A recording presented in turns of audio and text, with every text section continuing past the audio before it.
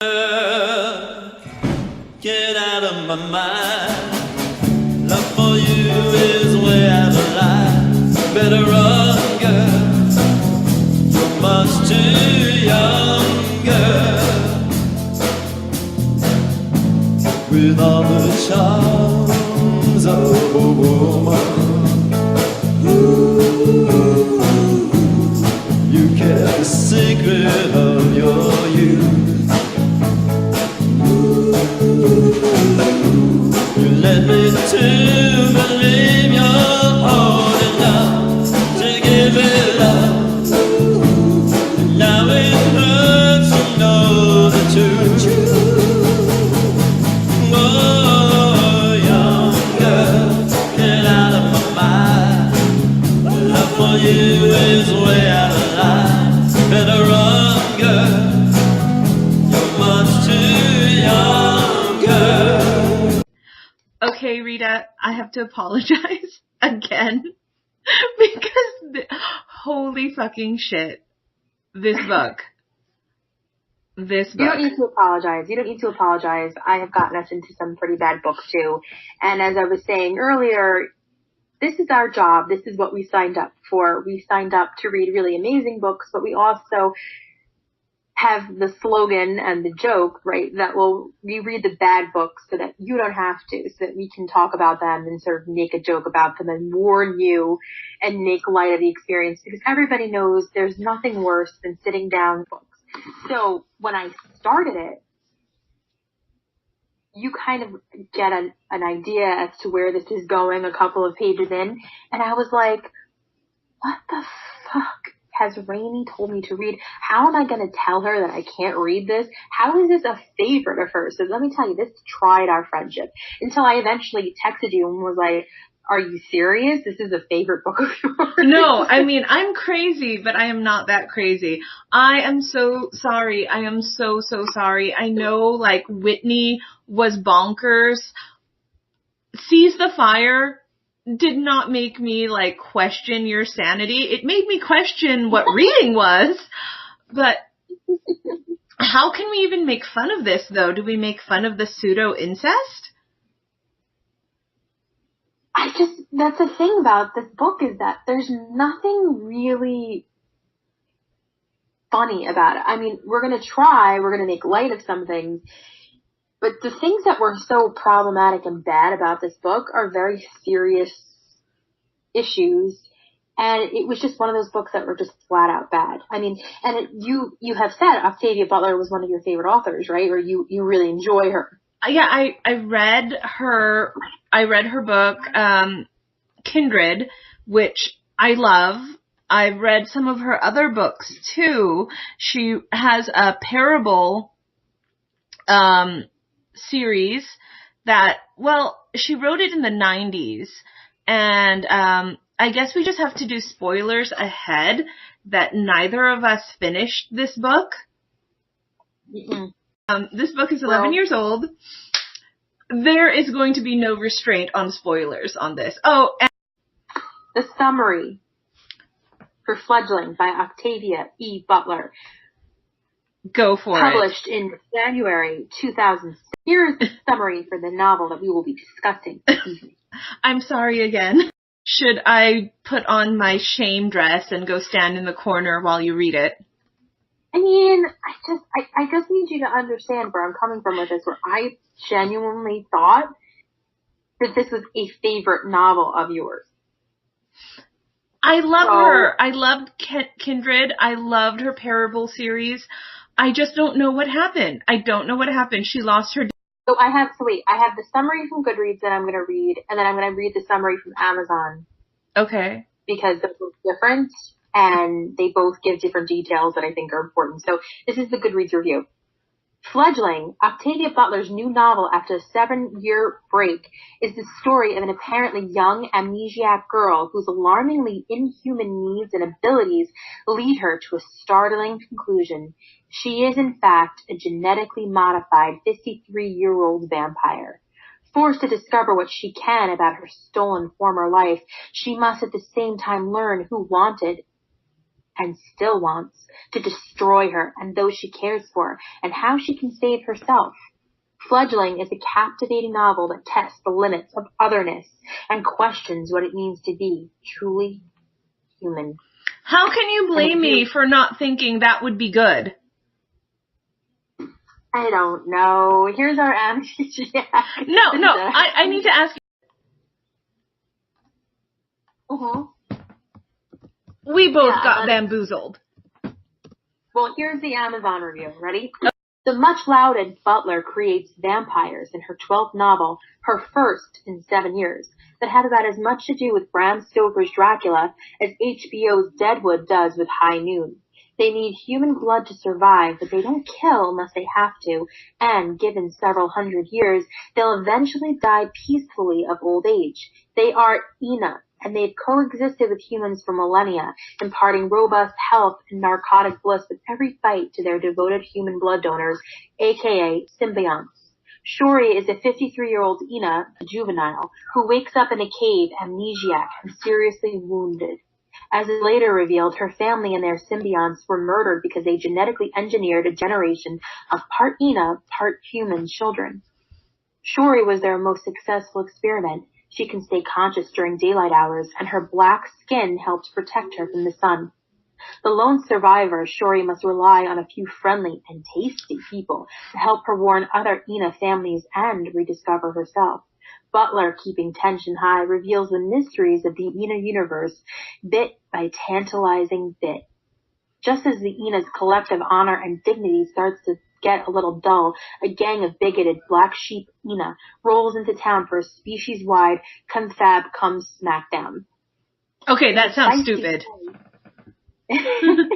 Butler has created a new vampire paradigm, one that's more prone to sci-fi social commentary than gothic romance, and given a tired genre a much-needed shot in the arm. I'm telling you, everything sells it that it should be good. And I read her book, Kindred, which led me to her. And Kindred was, I know you hate time travel, so you won't like it. But it's a time travel story where a modern day African American woman goes to the antebellum South and meets the person who her lineage traces where she comes from. No. And he is drowning when she meets, and she saves him not knowing who it is because she just sees him as a little boy. And she bonds with him before she finds out who he is. So I heard about this, and I'm reading in a lot of these reviews. I went onto Goodreads to see other readers' reviews because that's typically what you do when you read a book, especially when it's well praised and you want to understand why am I not getting it. So you want to see what other people have to say about it. Mm-hmm. And I would go on, and a lot of the positive reviews and even some of the negative reviews were like, I read her previous novel, and they would describe how much they loved it and how wonderful, how she was a wonderful author and all those things. Mm-hmm. And in the negative ones, they were feeling like I did, where they were like, where is this disconnect? Mm-hmm. And a lot of it comes from something that you had told me that she had been, and a lot of these reviews are making a big deal about how it was 7 years between the books, mm-hmm. and that she had gone through a big period of depression and illness. Yeah. And she did battle depression her entire life. And that maybe that had some sort of role in, and she died, I believe, shortly after the novel came out. I think in the same year or something like that. So she died a year later. I think she had diabetes or something like that. She mm-hmm. had depression. She had a lot of health. She had a lot of health problems. Plus, I'm not gonna try to make it a bigger deal than it is, but she did grow up during the segregated era of our U.S. history, and that must have carried a lot of personal issues for her, because that's what she really writes about in a lot of her sci-fi. There is a lot of social commentary. But it's interesting that she wrote books before that were really well loved and well received. And then she comes out with this book. Well, a lot of people had thought that she had, like, maybe just stopped writing, and this book was just, came out of nowhere. Yeah.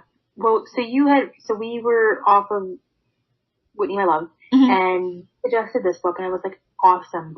Finally, we'll read a good book. You made me laugh the other day about how you just want a book to not traumatize you, and I feel the same way. I think this is pretty basic.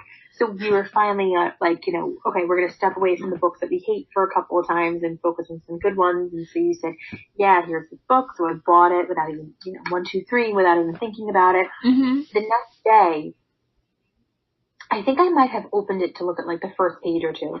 And then the next day I was at work and I had my lunch duty and I opened up the book and I'm reading it and I'm thinking to myself, what the mother fuck? And unfortunately it's the response that we have for our bad books. And just right away, what I was struck by right away was how abrupt her writing was, how it was very robotic and clinical. Her writing, it wasn't like something, and I didn't read her other books, so I can't speak to if this is just a stylistic thing or if this is something that changed for this book, but I was reading it and it was like, I was very hungry, period. I looked around for food, period. I wondered where I was, period.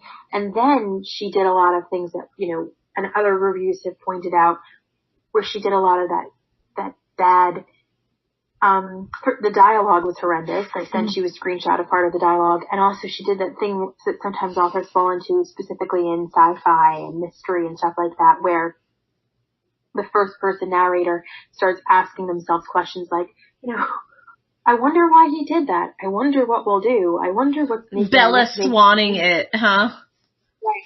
Exactly. And it was just interesting to me because I was thinking, she is revered as such a good writer. And I was like, to me, these are bad mechanics of writing. And I was like, well, I wondered where that disconnect happened. At first, I was like, did I get the right book? Because Kindred is not like that. Kindred is my favorite book of hers, and the characters were complex. And yes, there is a lot of, she does write in a first-person narrative. And I try to put it off as, okay, well, her character has amnesia. So maybe. I like first-person narrative. That's fine for me. It's just the way that she was carrying it out was a problem. And the one, I have to like the protagonist. I have to like the protagonist of the story in order to want to keep on reading. I think that's why I have such a love-hate relationship with Whitney, My Love, because I like Whitney. Yeah. I think that's why I really didn't like Seize the Fire. But Shori, right. Yeah, she's not likable. But Shori, the vampire in this story, is hard to like because she doesn't have much of a personality.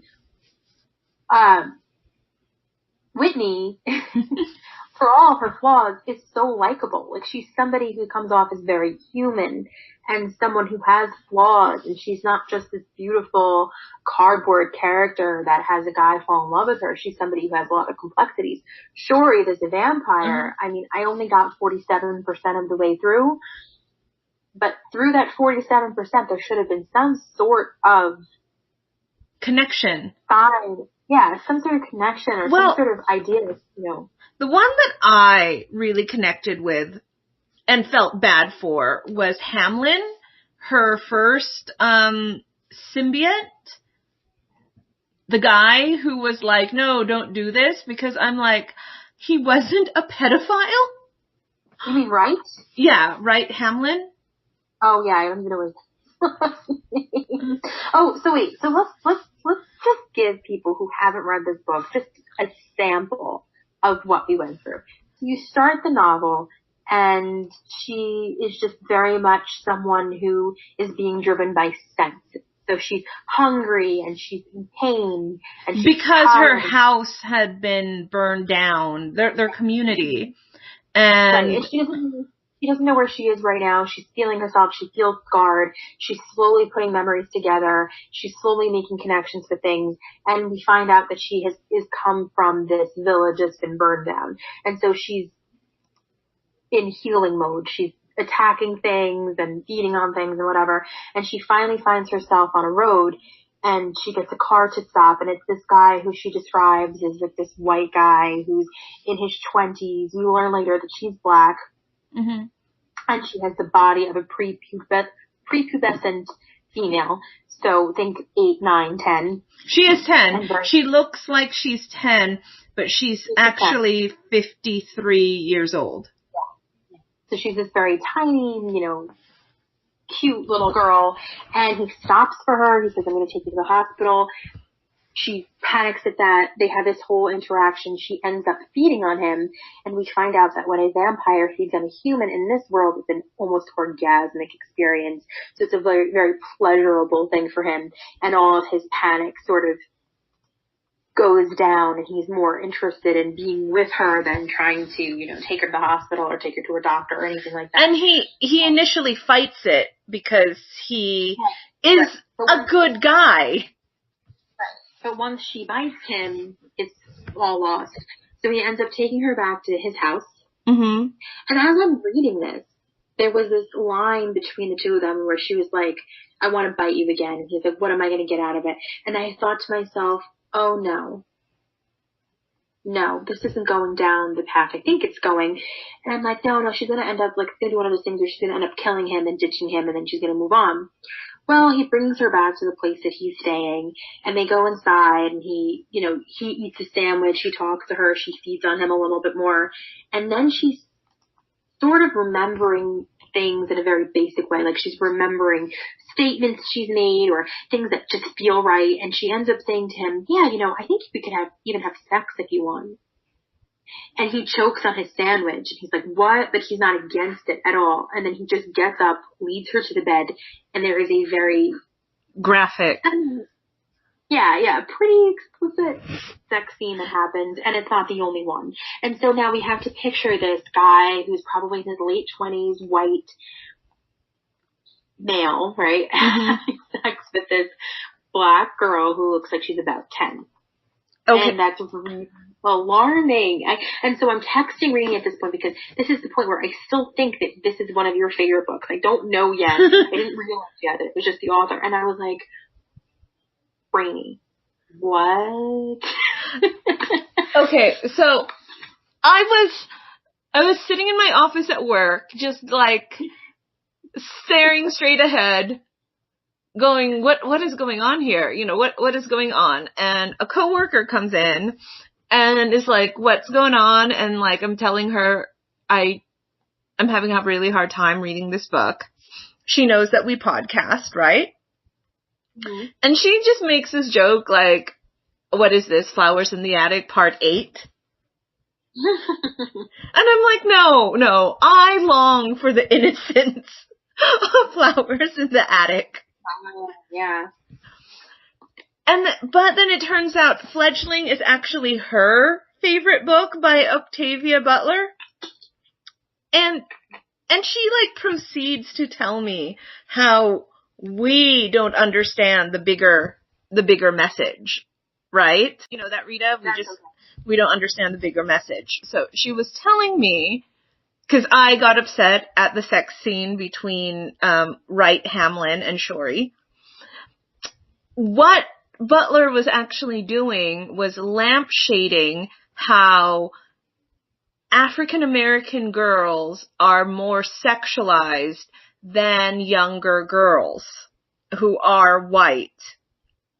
I have a problem with that. I have a problem with it because if it's not, so you and I are both English teachers at the heart of it, right? We're both people who teach about literature and understanding it and all that stuff. Mm-hmm. And we both are in the different, you come from college, I'm teaching in high school, mm-hmm. all those things. I'm on the East Coast, you're on the West Coast. Yeah, East Coast me. Different people with different life experiences coming from different points of view and reading this book. And neither of us were like, oh, this is a metaphor. I'm not saying that it's not necessarily a metaphor, but when it becomes gratuitous, is it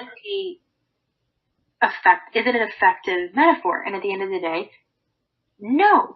Can a disgusting person who has tendencies towards being a pedophile, can they derive pleasure from this text? Yes. 100%. Yeah.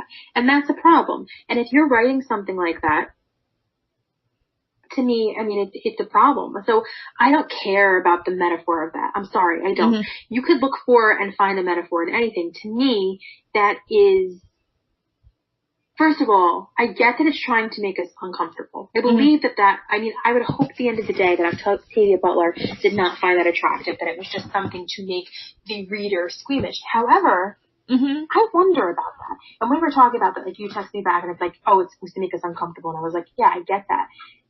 But after reading maybe 3 more sex scenes after that and seeing how in love they were, I started to wonder, really? Is this the point that's being tried to make here? Because I'm not seeing anything additional. I'm not seeing a fallout of it. I'm not seeing, a big announcement, this is wrong. I'm seeing, oh, we're in love and he's jealous and she tries to placate him when he's jealous and she feels bad that he's just weird. To me, it was futile. Well, okay, my coworker has read the book, and she said that if we had bothered to finish it, very reproving professorial stare,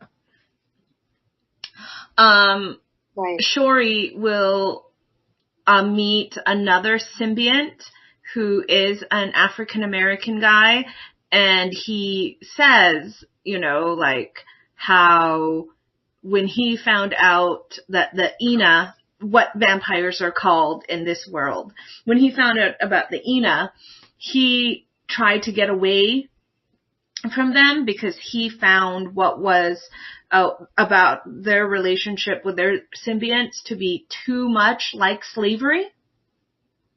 Because all of the Ina before Shori, they were all white and beautiful and everything. And he, as a black man, thought that it wasn't, it was too much like slavery.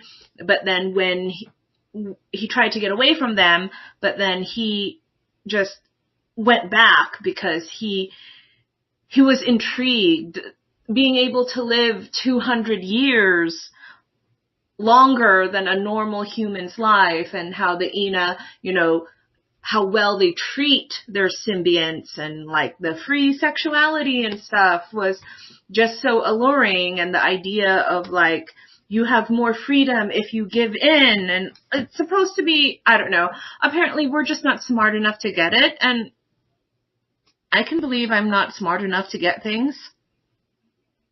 No. I think there's something else going on there. I think that if it was just, so the question is, could you get that message that your coworker is trying to tell you? Could you get that through other means? Could you get that without having her be 10 years old? And I think you could. I don't think that it was necessary. And once it doesn't become necessary, I think you need to question why.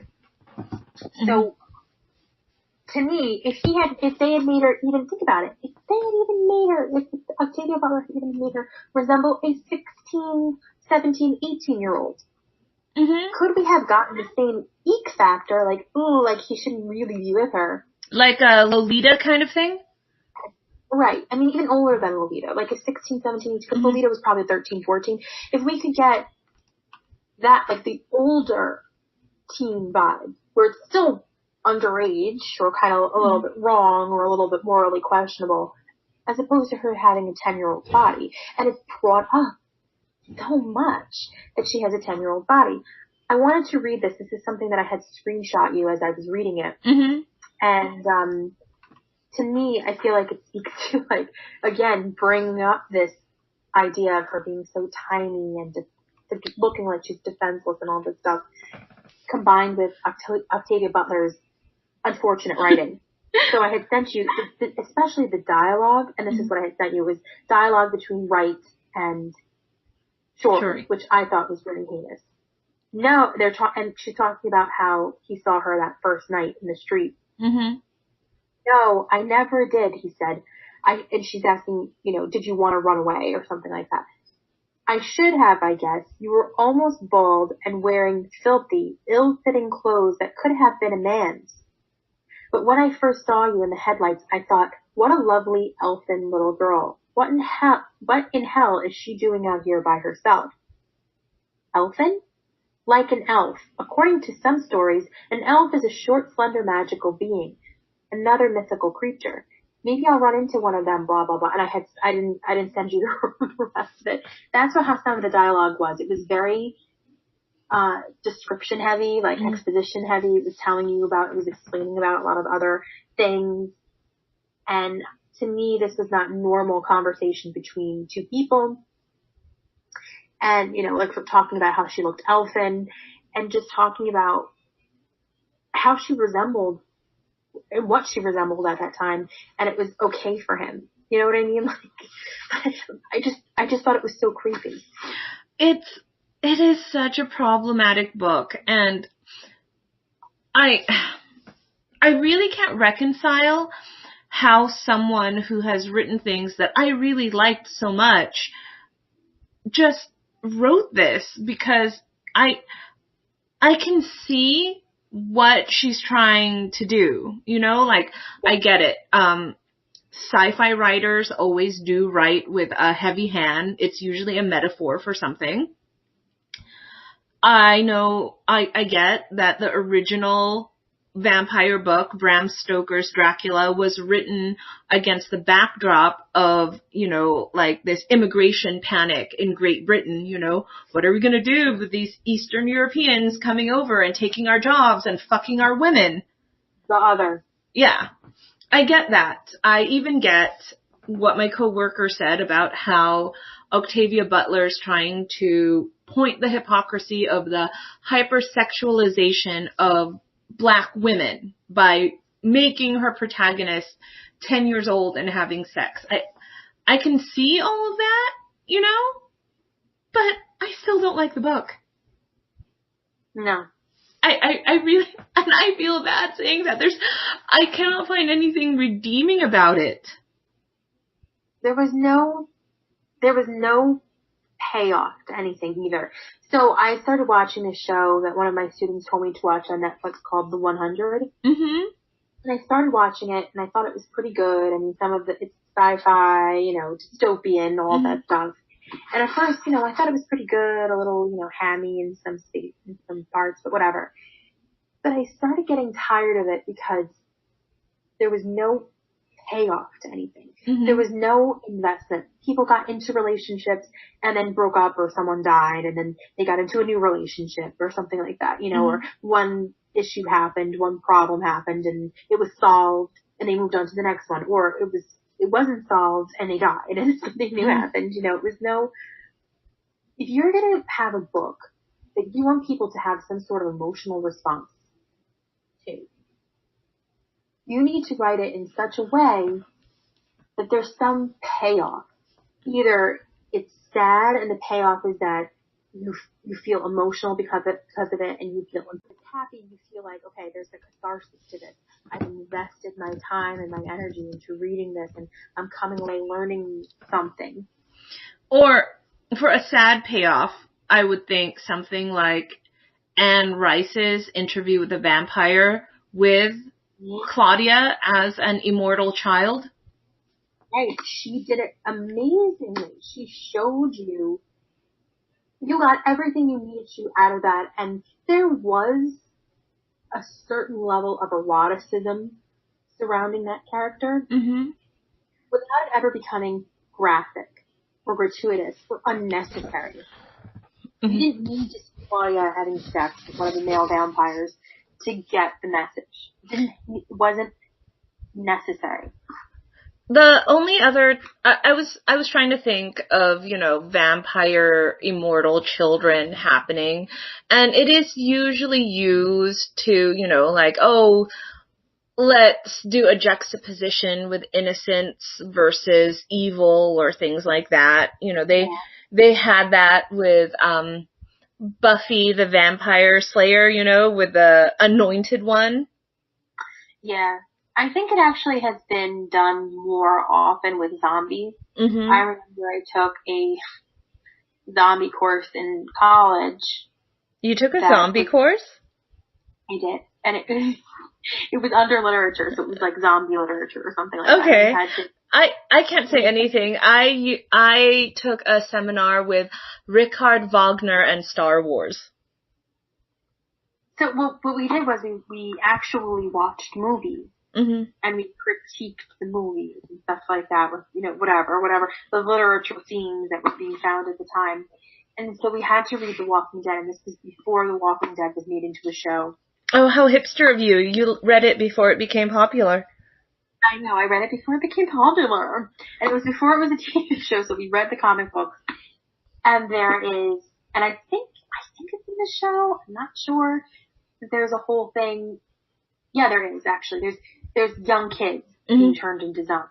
There's a whole thing in the show as well. And then you also see it if you've ever seen Dawn of the Dead. Yes. There's a pregnant character, and then I think there's children and stuff like that, and then as well, whatever. I think it's done more often actually in zombie literature and zombie movies, which is actually pretty interesting.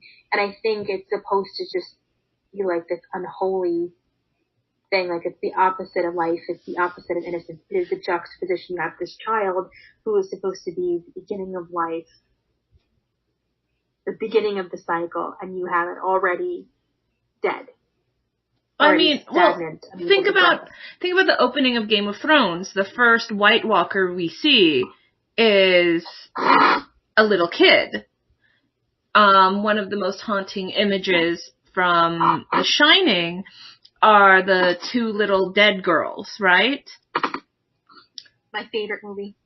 Exactly. The Exorcist is so creepy because it's a little girl being possessed with evil. Think of all the creepy ghost children. Right. So there's something to it. I think there is something really creepy about a child that is dead, or there's something unnatural about that child, or there's something spooky about that child. Scary kids are a little bit more frightening than a scary adult haunting house. Mm-hmm.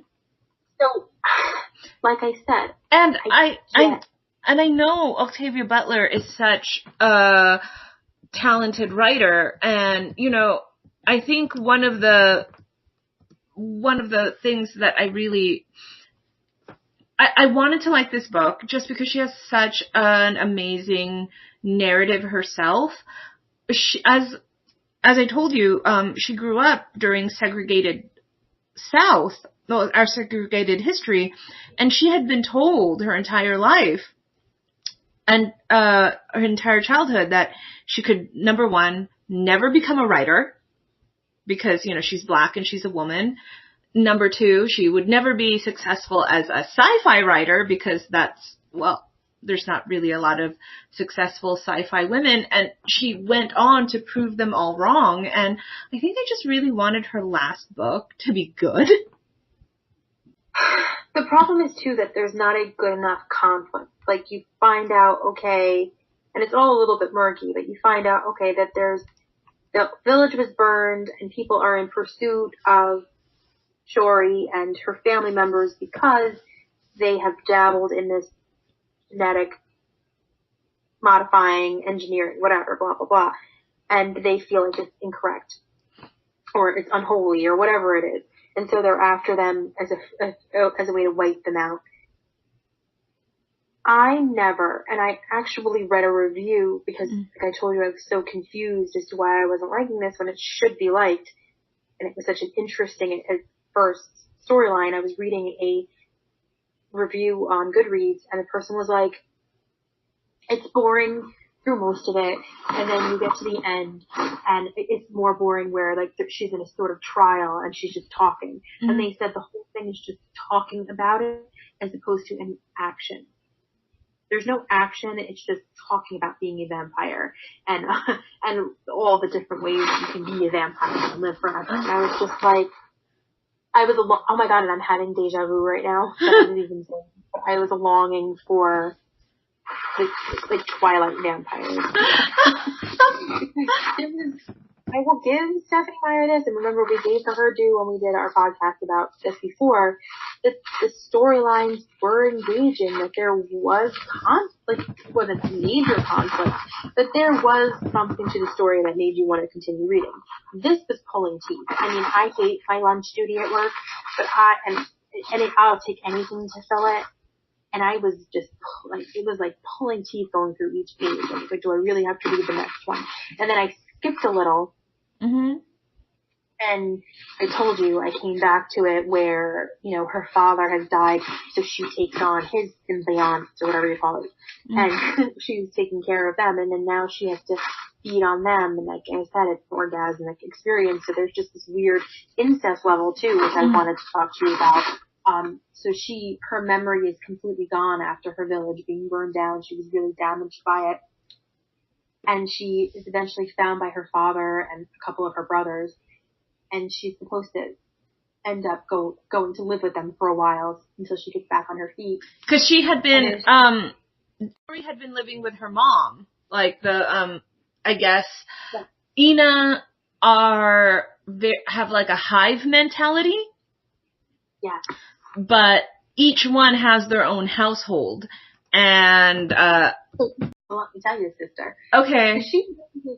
So she gets hooked back up with her father. Her father has like a bunch of the humans that his little harem. Yeah, exactly. They refer to it as that. Yeah. And he has two sons that are there, her brothers.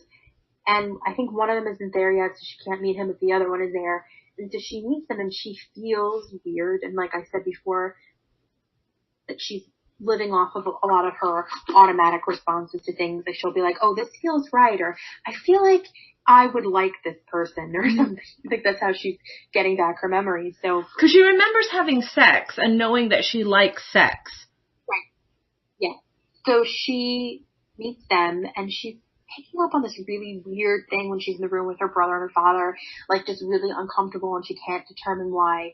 And her father starts walking her back, and he's like, so did you pick up on that? And she's like, yeah.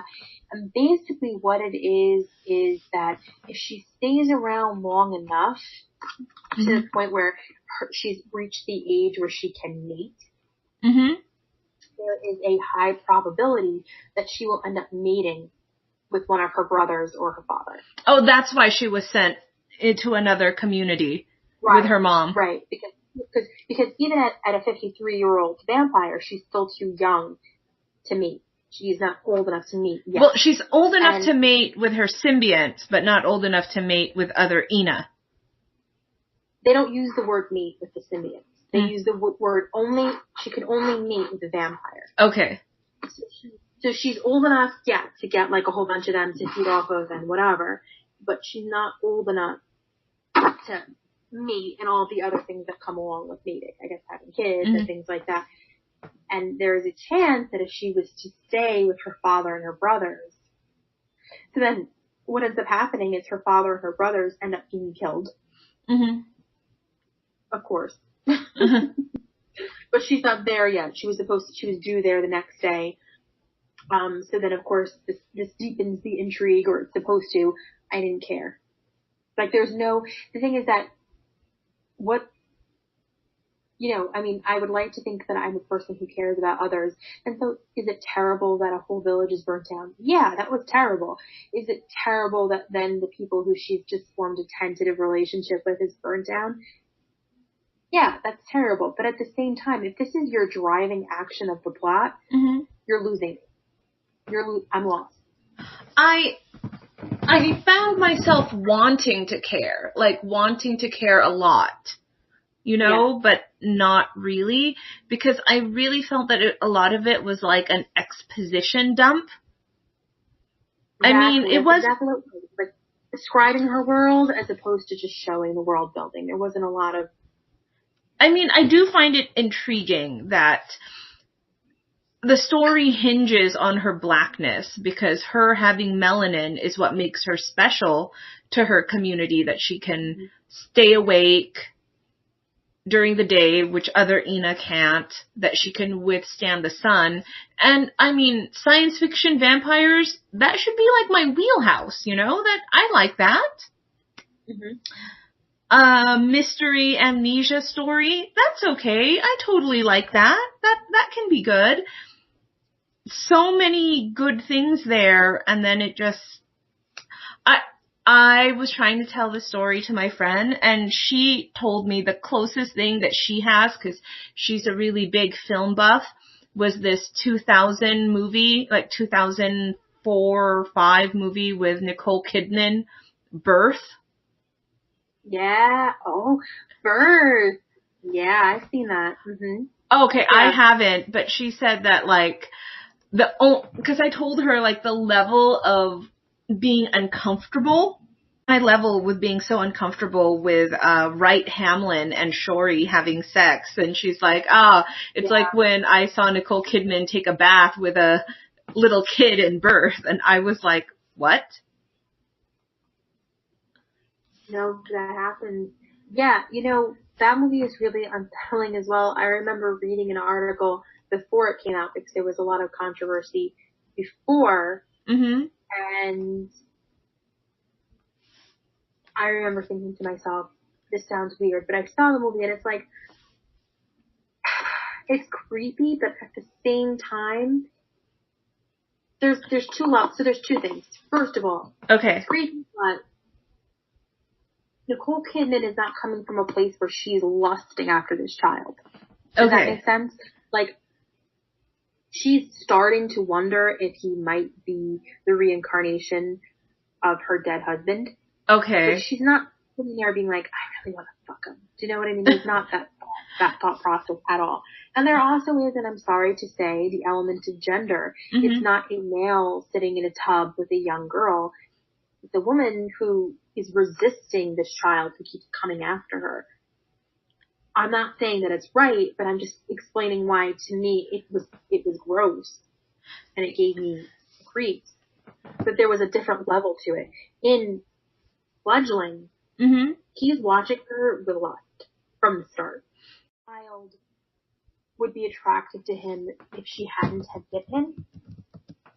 I don't know. I can't answer. I don't know. I haven't seen the movie. I have just heard her description.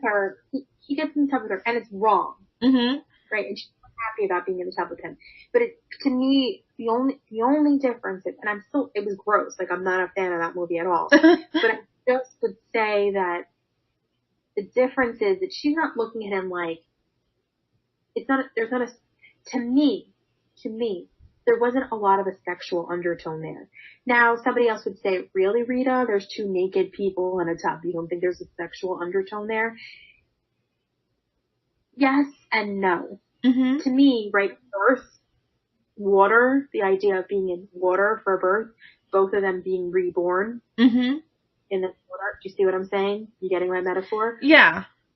I find that she also did it to try to figure out if that was really her husband. Yeah, there was just this whole weird thing. Like, I don't think that there was never anything in it where she was like, I want to bang this guy. There was never anything quite like that in it. Do I think it was necessary? I think it was a really weird plot. Like I said, I didn't like it. But for me, in Fledgling, he's obvious about being attracted to her. Well, remember, he says that he wasn't ever attracted to little kids until she bit him. He thought that she was, a cute little girl, but I don't know. I don't know if I'm trying to make too many excuses for him, because I felt really bad for this guy who's like basically been brainwashed now, because, the thing is when the Ina bites somebody, they put a toxin in their blood that makes these people basically addicts, right? Like they're addicts now. They have to be bitten again and again, otherwise they die. I would just like it if all the movies and literature would just leave kids out of it like this. I mean, then of course we come into Let the Right One In. Do you remember that movie? Yes, I love that movie. The Right One In Sweden is Whitney. So again, okay, so they're tackling kids. Mhm. Kids, the idea of love and lust and whatever, and it seems less creepy. There is a creepy factor in it, but it's less creepy because there's not an adult involved in it. Actually, there is. Did you The ever read the book that it's based on? Yes. But I mean the relationship between the two, the vampire and the young boy. The Yes. older man, that's the vampire servant, but he's grown up from when he was the kid's age. Well, they got together when he was the same age. Yes, and she let him feel her up and stuff. Yeah. There is something creepy in that too. But in the relationship between the two main characters, and like this is what I'm saying, like there's all of that. Once you introduce a child into the unnatural state of either being a zombie or a vampire, and then you introduce any kind of love or lust to it because there's a sense of it being mature because it's eternal. It just, like, do you think that it's a necessary message? I understand why she would want to explore some of the messages that is brought up. And I think, those are things that should be tackled, and she has done them in a much better way in other books.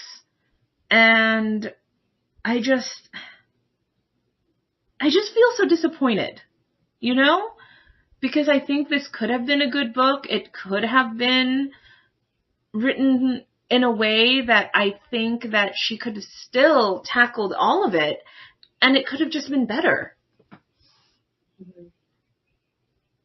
Because, of course, social commentary with a vampire, of course, looking at racism and how and minority issues and how it's described. I think that's great, Yeah, right. Yeah, there's that whole. It's just interesting. I think that also maybe Octavia Butler's problem was she was trying to deal with too many issues and messages at one time. So we have the gender issue, we have the race issue, we have the class issue, and then now we're getting into lesbian and gay and all that rights and things like that, and property and all that stuff. And free will and the individual versus the group. There's so many things in there. So many things. You're right that she, one at a time, right? Yeah, and I mean, I don't think that there's anything wrong with tackling more than one in a text. That happens all the time. That's fine. It's just the idea of you have to be able to do it well for it to be effectual.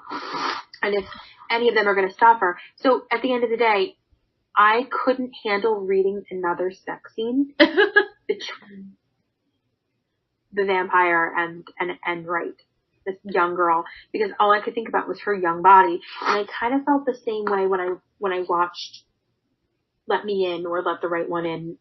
And when I read it as well, there is that quick factor, like that's disgusting. Of course. I watched Interview with a Vampire. Well, because I think Louis is very respectful of Claudia. And also they clearly see her as a child, not as a woman. Right. Lestat still gives her dolls, for God's sakes. Louis calls her his daughter. Because she becomes irritated because of that, because she doesn't feel like a child anymore. She feels like she's become a woman, but she can't show that for her physical growth anymore. Yeah. And so for me reading that and watching that, I never really felt it was tragic, but it didn't make me feel grossed out. Like, yeah, and birth. I mean, birth also kind of made me feel grossed out because it's kind of gross to see, not kind of, it is, to see an adult with a child of any gender in the same tub together, especially where you understand that the two of them had a past together. But even that handled it differently than Fledgling. Have you ever read 100 Years of Solitude? I didn't. I started it and I didn't. I stopped. Okay, I had to stop reading 100 Years of Solitude myself when at one point in the novel, this guy like falls in love with this little girl, and he's like goes into her bedroom and it's still surrounded with a whole bunch of little dolls. And he's like, oh, we're going to be engaged to be married. And I was just like, done. Yeah. I'm done. I'm done. No, I don't enjoy it.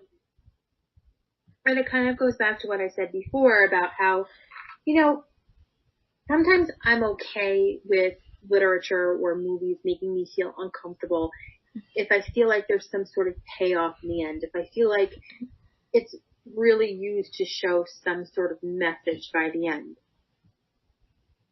And something I think about sometimes is, did you ever see the movie Little Children? Little Children. Kate Winslet and Patrick Wilson. I'm trying to think who else is in it. And it's sort of like, you know, a story from multiple points of view. And it's a movie that you see once and you don't want to ever see again. Oh, is it like Requiem for a Dream that I could only watch it once? Yeah. And so you get the point of view of, one of the points of view is a pedophile. Mm-hmm. And his mother is like the nicest person ever, and she's trying to help him, and he really wants to get better too, but he can't help the impulses that he has. Mm-hmm. And I am somebody who is I try to be understanding about things, but things like that, I am very black and white about. Like, you know, you do something like that, you're disgusting and you're horrible. And he's very, like, I can't say that you necessarily feel sorry for him, but you feel sorry for his mother. And I think that that's one of those things where you kind of lose sight of that when it actually happens in real life, that these people come from families and that they're hurting and that, you know, it's disturbing. But I think about that sometimes where, like, I watched that movie and I remember being so uncomfortable by him. And, you know, spoiler alert, he ends up castrating himself. Because he's literally so disturbed by his urges and he doesn't want to, he really honestly in this movie doesn't want to be like that anymore.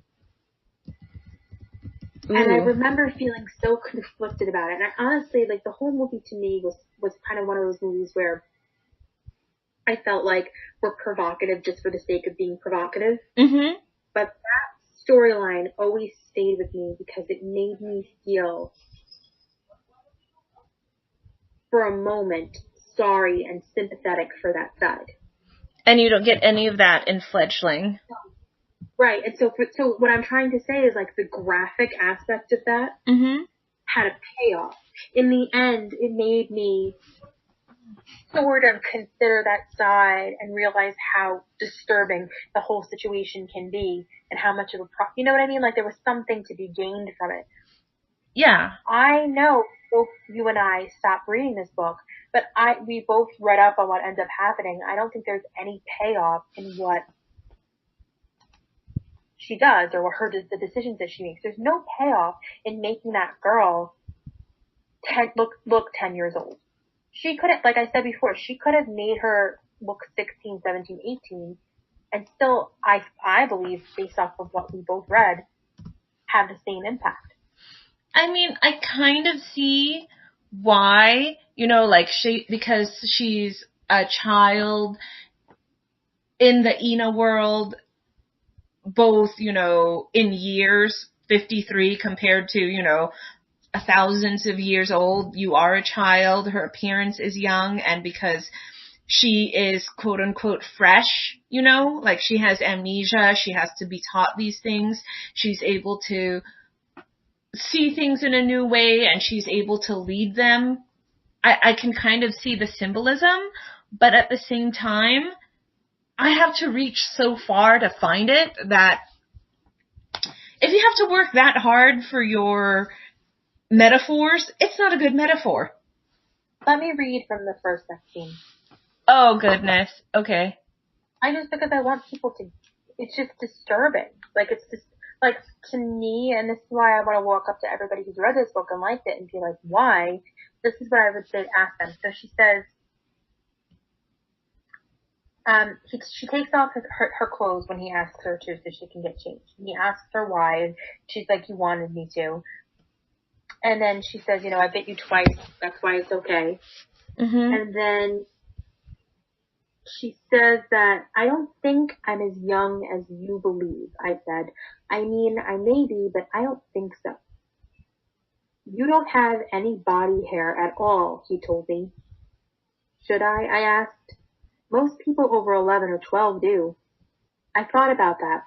I don't know, I said finally. I don't know enough about myself to say what my age might be or even whether I'm human, but I'm old enough to have sex with you if you want to. He choked on his sandwich and spent time coughing and taking swallows of beer. I think you're supposed to, I continued, then frowned. No, that's not right. I mean, I think you're supposed to be free to, if you want to. Because I let you bite me? I don't know, maybe.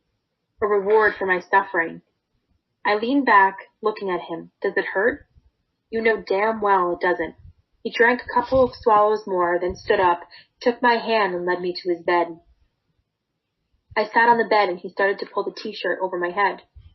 No, I said, and he stopped and stood looking at me, waiting. Let me see you. I pulled at his shirt and unbuttoned one of the buttons. You see me. He nodded, finished unbuttoning his shirt and pulled his undershirt over his head. Blah, blah, blah, blah, blah.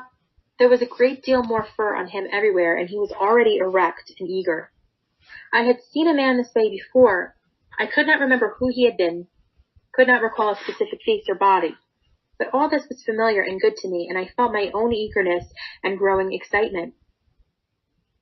He was very careful at first, afraid of hurting me, still afraid that I might be too young for this, too small. Then, when it was clear that I was not being hurt at all, when I had wrapped my arms and legs around him, he forgot his fears, forgot everything. Blah, blah, blah, blah, blah. So, there's other sections too where I remember it being even more graphic, emphasizing it. Like, imagine that somebody who's reading this already has a predisposition to liking young children. Oh, and I remember she also asked him if it would have made a difference if she was a young boy.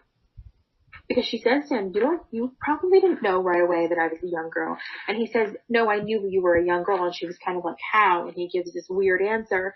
But I don't know. I think the whole thing is so weird.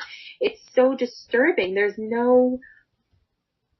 It's kind of like, I see what you're saying, and I see that there's this whole point that's to be made, but at the end of the day, I just don't think it's necessary. I really don't understand. You know, sometimes authors make a decision that you don't understand, and you're like, why? And it's painful. It's really painful to watch.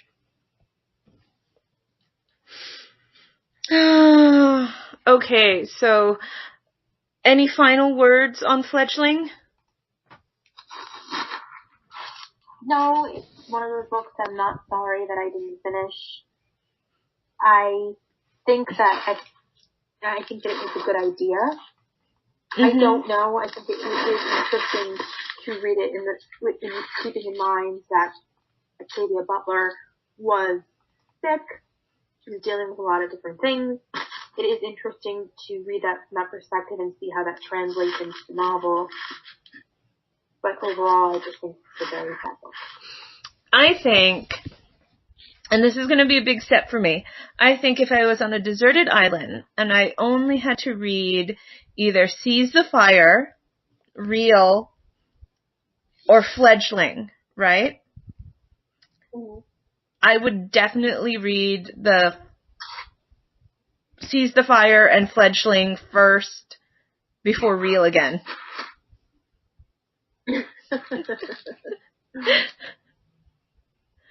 How about you? So our options are Seize the Fire, Fledgling, or Real. Those are the only options I have. Yes. I feel like I would read Seize the Fire and Real before Fledgling. Because, and this is the thing, at the end of the day, Fledgling was boring. Like, it was just boring. There was nothing. So, Real is a terrible book, but Real is so bad that it's entertaining. It's kind of like what I said when we first started today. It was kind of one of those, Fledgling was one of those books where you couldn't even really I can't joke about any of it. We haven't even laughed during this. We haven't made any jokes. Have you noticed that? Whereas when we did Seize the Fire and Real, we were laughing. This is such a boring, blah book. It's a slog. There's nothing about it we can laugh at. There's nothing funny about it. So if that's the case, then that's a book that I would read the last. I mean, I'd actually hope that the ocean would take it away if I was on a deserted island. Anything left unsaid about our, I don't even know how to describe Fledgling. No, I don't have anything else to say about it, unfortunately. So skip it, read it, give it a chance. I don't think that anybody's really going to like it. I'm very surprised by the amount of people who do like it when logging into Amazon or Goodreads. To me, if you don't like some of the themes we've already mentioned, and if you don't like that type of writing style that's very terse, robotic, punctuary, then you're not going to like this. I think I would only have people who are really invested in Octavia Butler, like I am, read it, but go in there reading, Noah, that it's not her best work. Yeah. And maybe people who are die-hard vampire fans, just as some, not that I think that it's particularly interesting in its vampire lore, but I know that there are some people who, especially when they're stuck on a genre like that, want to read as many books about it as they can. So maybe if you know someone who's really, really, really obsessed with vampires, maybe they would like it. I really enjoy vampire stories. I didn't like it, so yeah. So I wouldn't say that I'm. There are people in this world who are into niche genres. So there's people in this world who just want to read about vampires and know about all the different rules about whatever. So if you're like that, maybe you want to read it just to have it as a notch. But as a warning, I'm an Octavia Butler fan, and she's a vampire fan, and neither of us liked it. So you've been warned. Well, she was